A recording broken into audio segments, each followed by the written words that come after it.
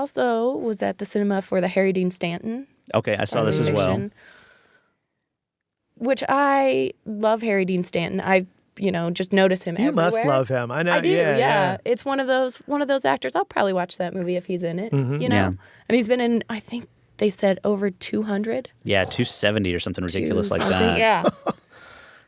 And I've always thought of him as a really good singer. And ever since I saw Cool Hand Luke, where he has like that pivotal scene where he's singing and there's this really close up to his face, it's just like you can't forget him from then on. But it seemed like music was really more his passion. How he got Chris Christopherson his start, and wow, yeah, lived with Jack Nicholson, which had to be fun. Oh yeah, and dated Rebecca De Mornay. There were pictures of him and Mia Jovovich. Yeah, and who knew?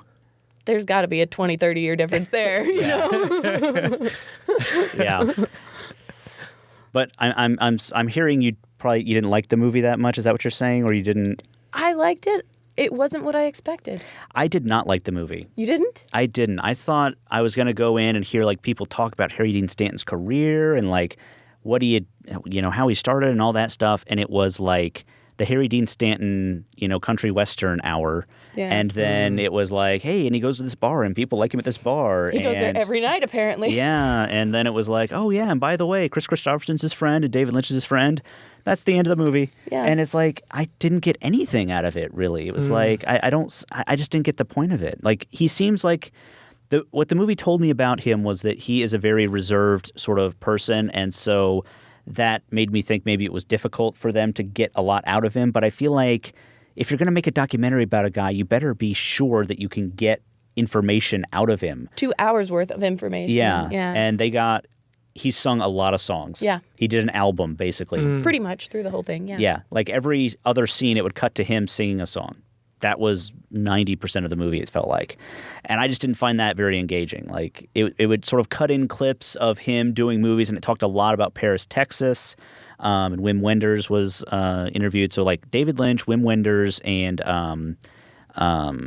Chris Christopherson were all interviewed.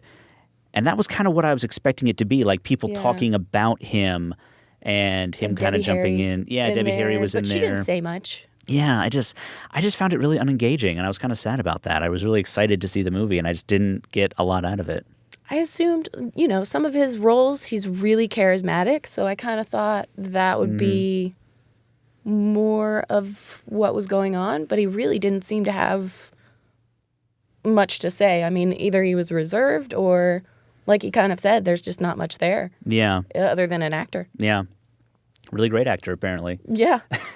That's a shame. And I wouldn't have, you can never tell the person from the performances, but he goes there in performances, so that he would be so taciturn in approaching him. Yeah. That would, in particular about him, it would bum me out. Yeah. Yeah. Yeah.